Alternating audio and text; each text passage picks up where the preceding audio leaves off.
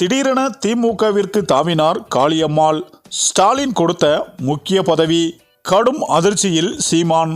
அதாவது நாம் தமிழர் கட்சியிலிருந்து கடந்த சில மாதங்களாகவே நிர்வாகிகள் பலரும் விலகி வந்த நிலையில் அக்கட்சியின் முக்கிய பேச்சாளரான காளியம்மாள் கடந்த சில நாட்களுக்கு முன்பு விலகினார். இது நாம் தமிழருக்கு பெரும் பின்னடைவாக அமைந்தது. இந்த நிலையில் நாம் தமிழர் கட்சியிலிருந்து விலகிய பிறகு காளியம்மாள் செய்தியாளர்களை முதல் முறையாக பேட்டியளித்தார். ராமேஸ்வரத்தில் அவர் கூறியதாவது: தமிழர்கள் கடலோர மக்களை ஒரு ஓரமாக ஒதுக்கி பார்க்கிறார்கள். எங்களுக்கான பெரிய பங்களிப்பு கிடையாது. ராஜ்யசபாவில் எங்களுக்கே பேசுறதுக்கு ஆளு கிடையாது. மக்களவையில் எங்களோட குறைகளை பேசுவதற்கு யாரும் கிடையாது. மேலும் ஒரு சட்ட திருத்தத்தை திருத்துறாங்கன்னா கடலோட முறைப்படுத்தல் சட்டம், நீர் கொள்கை, மீன்பிடி கொள்கையா இருக்கட்டும். யாரை கேட்டு அந்த கொள்கையை உருவாக்கிறீங்க? தேசிய மீன்வள கொள்கையை உருவாக்கிறது மத்திய அரசு.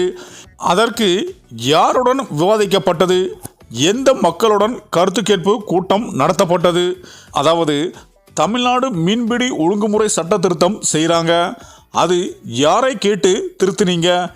மீன்பிடிக்க போகிறவங்க நாங்கள் கேரளாவில் இருக்கிற மீனவர்களை கடலுக்கு போட்டா கேட்கிறாங்க.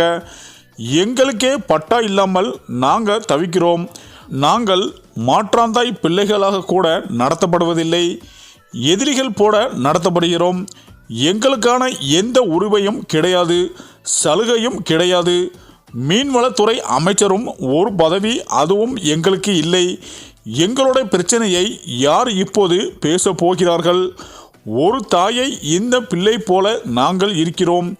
இதுதான் யதார்த்தமான உண்மை. எங்களுக்கான உரிமையை கூட பெற முடியாத மக்களாகத்தான் நாங்கள் இருக்கிறோம். என் வீட்டுக்காரர் இலங்கையில் இருந்து வந்த பிறகு 60 நாட்கள் சிகிச்சை கொடுத்தேன். ஒவ்வொரு பெண்களுக்கும் என்ன பாவம் செய்தோம்? கடல்குடி மக்களாக பிறந்தது குத்தமா? எங்களோட கச்சத்தீவை கொடுத்துவிட்டு எங்களோட நிலத்திற்கு நாங்கள் போகும்போது நீங்கள் அத்துமீறீர்கள். இந்த எல்லை கோட்டை யார் போட்டீங்க? இந்திய இலங்கை அரசும் போடுவீங்களா? எங்களுக்கான பிரதிநிதித்துவத்துக்கான எங்களை உட்கார வச்சதுமில்ல. இது யாரால் வரையப்பட்டது என்று பேசினார் காளியம்மாள். மேலும் கடந்த சில தினங்களுக்கு முன்பு நாம் தமிழிலிருந்து விலகிய காளியம்மாள் தவாக்கள் இணைய உள்ளதாகவும் தகவல்களும் வெளியாகி உள்ளது. அவர் தவாகாவில் 2ஆம் ஆண்டு தொடக்க விழாவில் பங்கேற்க உள்ளதாகவும் தகவல்கள் சொல்லப்பட்டது. ஆனால் அவர் திமுகவில் இணைய இருப்பதாகவும் அவருக்கு ராஜ்யசபா எம்பி பதவி வழங்க முடிவு செய்திருப்பதாகவும் ஒரு தகவல் வெளியாகி உள்ளது. மேலும் காளியம்மாள் திமுகவில் பிரம்மாண்ட நிகழ்ச்சியில் கலந்து கொள்வார் என்றும் அதன் பிறகு ஸ்டாலின் அவருக்கு ஒரு முக்கிய பதவி கொடுப்பார் என்றும் ஒரு தகவல் சொல்லப்பட்டு வருகிறது. இந்த தகவலானது நாம் தமிழர் கட்சியான சீமானை கடும் அதிர்ச்சியில் ஆழ்த்தியுள்ளது என அரசியல் வட்டாரங்கள் பேசி வருகின்றனர். சரி, இந்த வீடியோ பற்றிய உங்கள் கருத்துக்களை கமெண்ட்ல சொல்லுங்க.